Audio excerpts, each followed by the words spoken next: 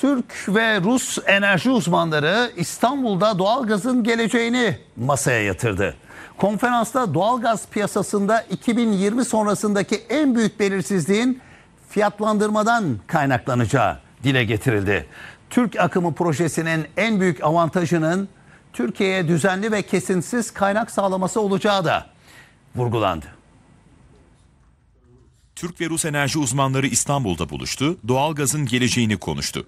Anadolu Ajansı'nın Rus haber ajansı TASS işbirliğiyle düzenlediği konferans 2 oturumda gerçekleştirildi. Enerji Piyasaları ve Politika Enstitüsü Başkanı Volkan Özdemir, önümüzdeki yıllarda doğalgaz piyasasında yaşanabilecek en büyük sorunun fiyatlamada ortaya çıkacağını söyledi.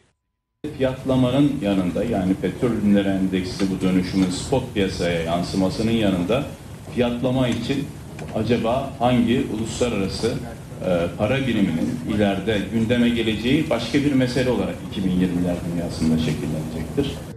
Doğu Batı Araştırmaları Enstitüsü üyesi Danila Bokarev, yenilenebilir enerji ve doğalgaz kullanımının 2040'a kadar büyüyeceğini anlattı.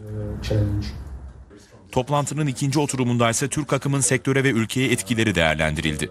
Türkiye Doğalgaz Dağıtıcıları Birliği Gaz1 Başkanı Yaşar Arslan, Türkiye'nin bir an önce doğalgazda merkez olması gerektiğini vurguladı. Türkiye'nin bu konuda Rusya'dan destek alacağını tahmin ettiğini söyledi.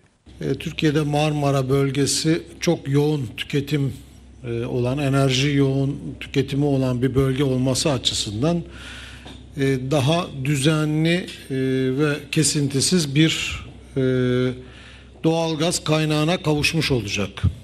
Esgaz ve İzmir Gaz Yönetim Kurulu üyesi Arif Aktürk ise Türkiye'nin uluslararası bir doğalgaz dağıtım merkezi olmasının önünün teknik anlamda ortadan kalktığını söyledi.